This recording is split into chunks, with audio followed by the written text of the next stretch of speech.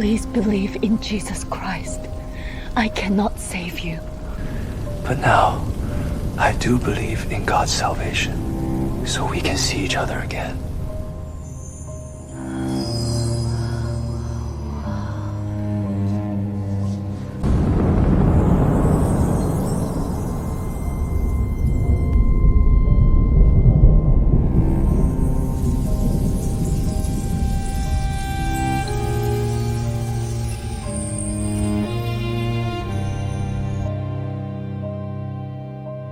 The sun had been up over Hiroshima since just after 5. The local weather station would later describe that morning in a single phrase: clear, windless, almost completely calm.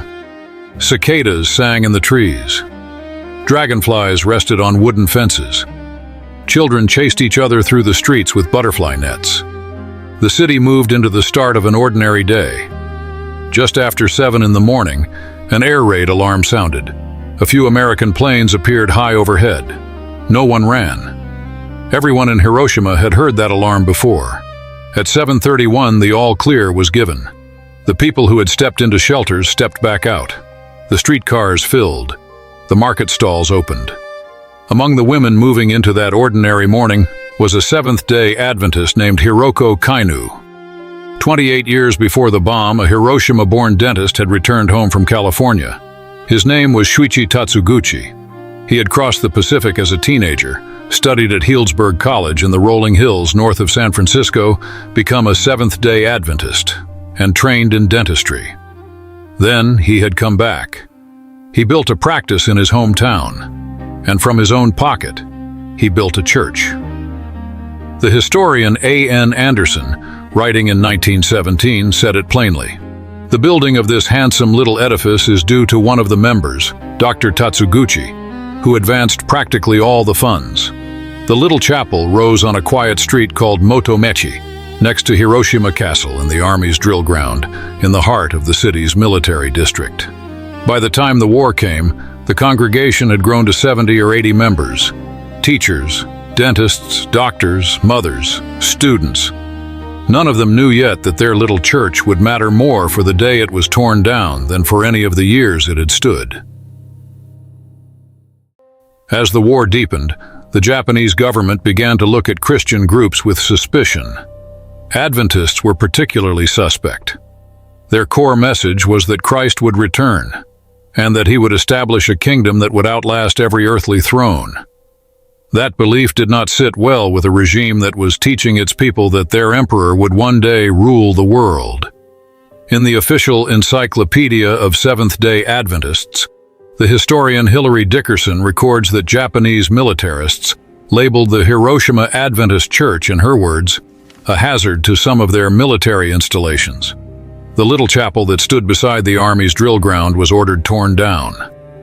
The head elder of the church supervised the dismantling of his own house of worship. The members grieved. A house of prayer was being taken from them by force. And then they scattered. Most left the city to live with relatives in the countryside. A handful stayed. 20 of them were still in Hiroshima when the bomb fell. Across the Pacific, the United States had built something the world had never seen. In the desert of New Mexico, on a July morning a few weeks earlier, the first atomic bomb had been detonated. The scientists watched the column of fire climb past 40,000 feet. Robert Oppenheimer, the physicist who had led the project, later said that as he stood watching the explosion, a line from the Bhagavad Gita came into his mind.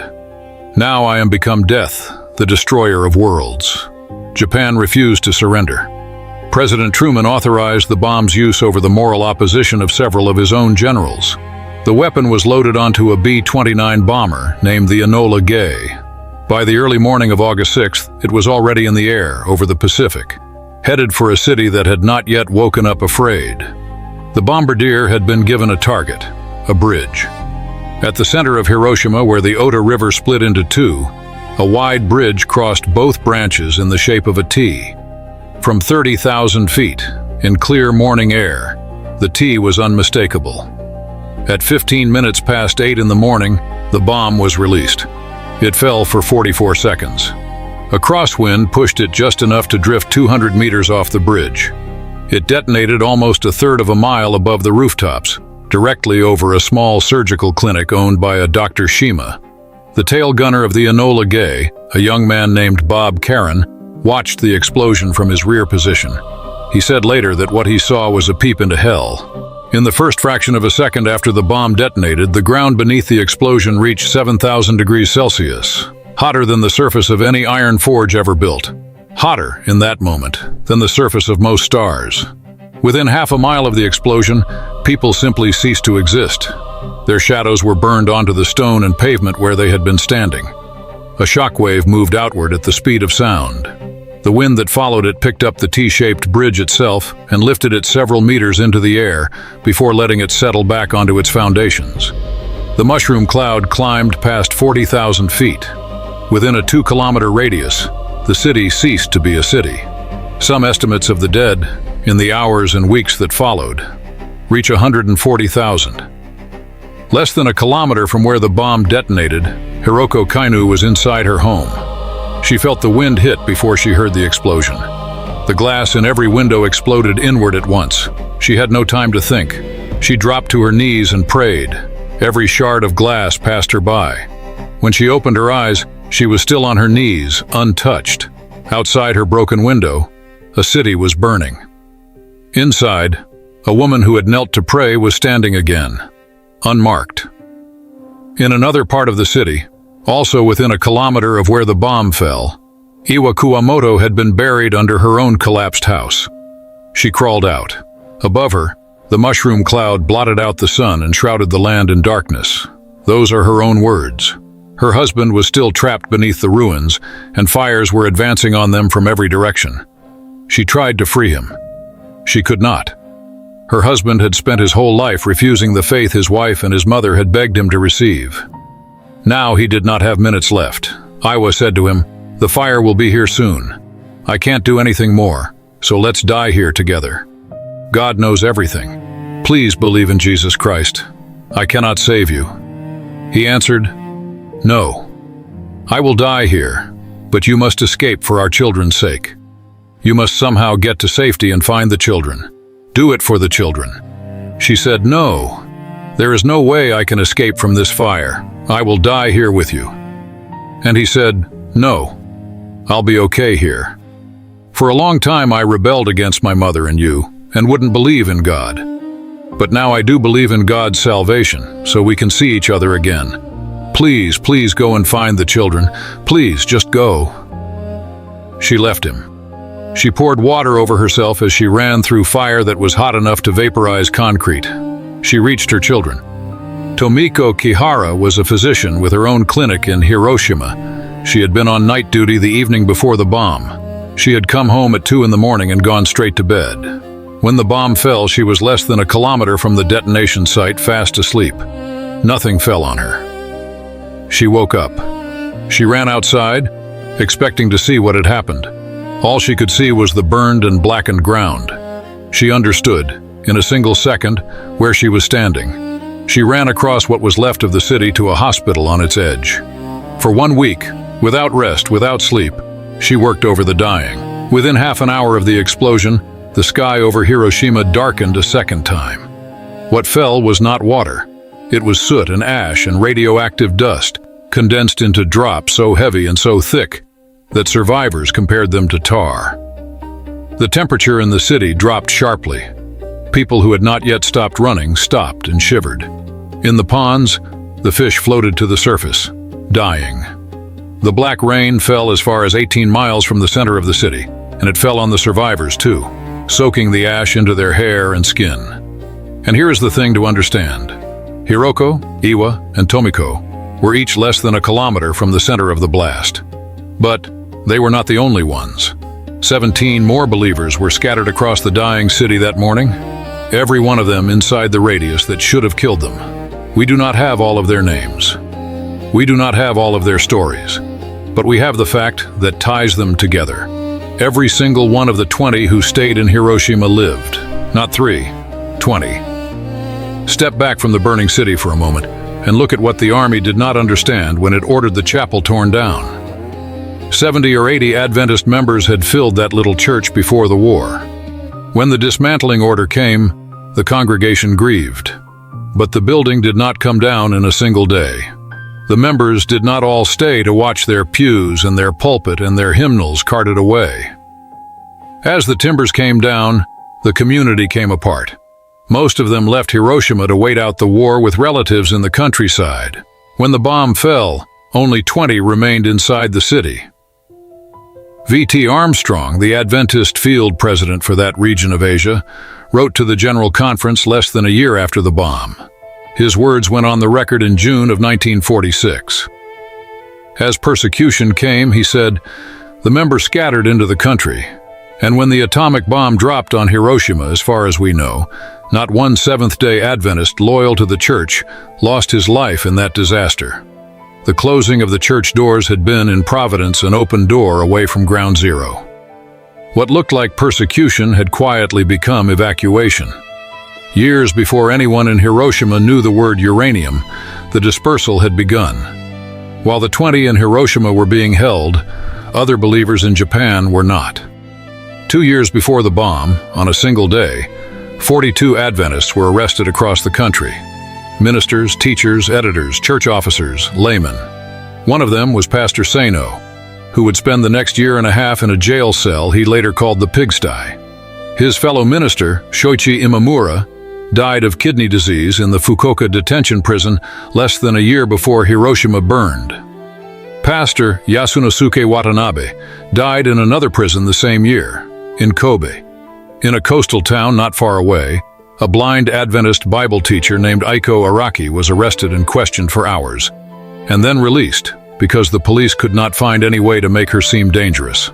For the rest of the war, Araki and her small group of believers met every Sabbath, in a mountain forest, in a cemetery park, wrapped in a blanket in winter, under an umbrella in summer.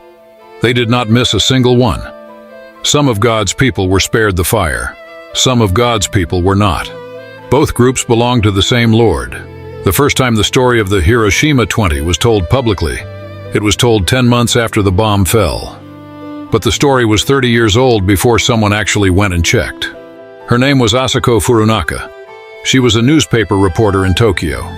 She had come to Christianity through grief, after a marriage that had ended in betrayal. She was teaching the children's Sabbath school at her local church on the morning the story found her. The lesson was Daniel chapter 3, Shadrach, Meshach, and Abednego in the fiery furnace.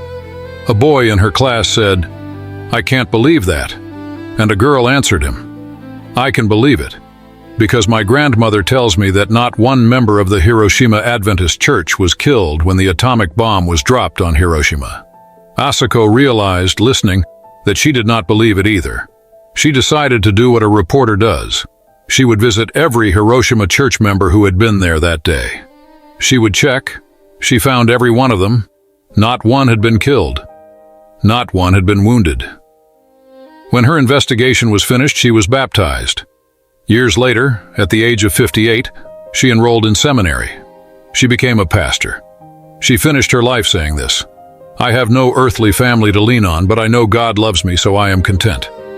Not every Adventist who survived the bombing was a believer on the morning of the bomb. Some were brought to Christ by what they had survived. One of them was a 17-year-old schoolgirl named Sako. The Japanese military had mobilized her, along with other girls her age, to tear down wooden houses in central Hiroshima. The idea was to create fire breaks against the American bombing raids that everyone knew were coming. On the morning of August 6th, she was working 1.5 kilometers from where the bomb would detonate. In her own words, decades later, there was a great flash, a mixture of blue and orange. She was thrown over a 2-meter wall and landed between the wall and a water tank. She was blinded. She could not say how many hours she lay there. Her sight came back. She crawled out into a city that no longer existed. The military first aid stations turned her away. She had no chance of living. Her father refused to give up. He carried her home, fed her, treated her wounds for weeks. Years passed. She married. She had a son. And the birth of that son drove her to start looking for something to believe in. She found her way into an Adventist evangelistic series. The first sermon she heard was about the book of Genesis, about the way the world begins, and the way human beings are made in the image of God. She said this, "I found the thing that did not change. Everything around me may change, but I believe in a God who does not change." The bomb did not break her. It uncovered her hunger. 40 years after the bomb fell, an American Adventist pastor named Wellesley Muir came to Hiroshima to hold a series of meetings. On the last evening of his visit, he ate dinner inside the rebuilt church. He sat across from the local church elder, an older Japanese man who had lived through the war. Through an interpreter, Muir asked him a question. How many Seventh-day Adventists died in that first atomic blast in 1945? Muir would later write down what happened next. As this Japanese Christian leader looked at us, his eyes began to brim with tears, and he answered softly through an interpreter. Not one. Yes, some had been burned. Most had lost everything they owned.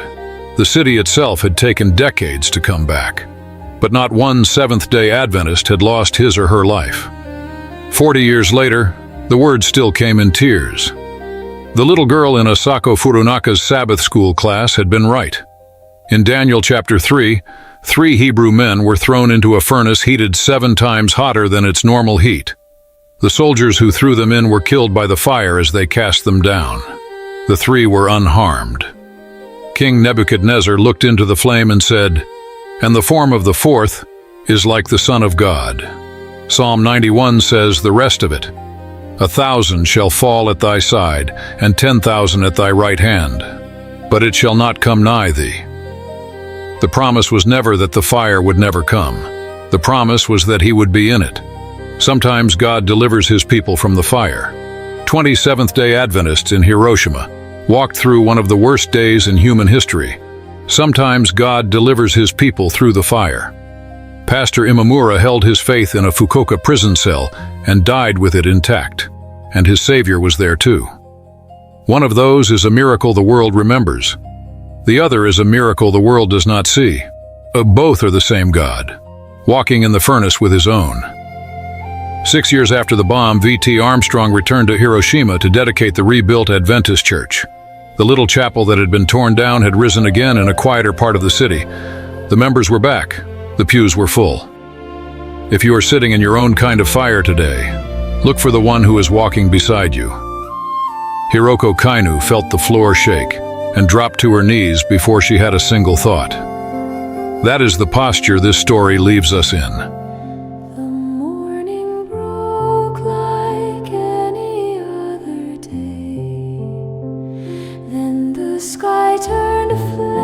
Swept it all away.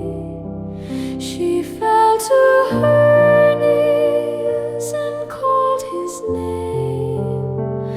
The glass flew past her, but it never came. He walks in the fire, he walks in the flame. The one who saved, he calls us by name.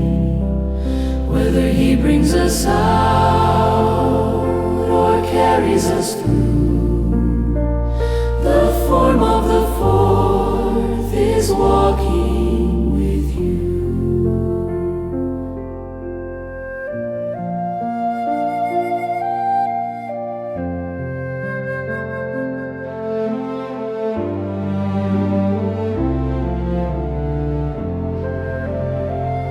1,000 fell on every side that day, yet not one heart of 20 washed away. He had moved them gently, counted every cost.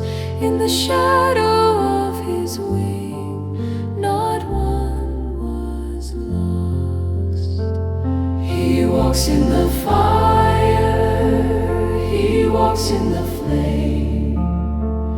The one who saved them, he calls us by name. Whether he brings us out or carries us through, the form of the 4th is walking with you. Some he delivers from it, some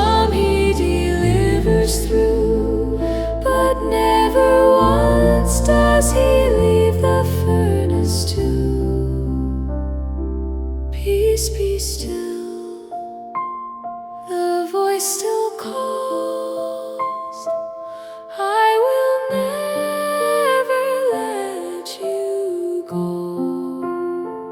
He walks in the fire, he walks in the flame, the one who saved them, he calls us by name. Whether he brings us out or carries us through the form of the forest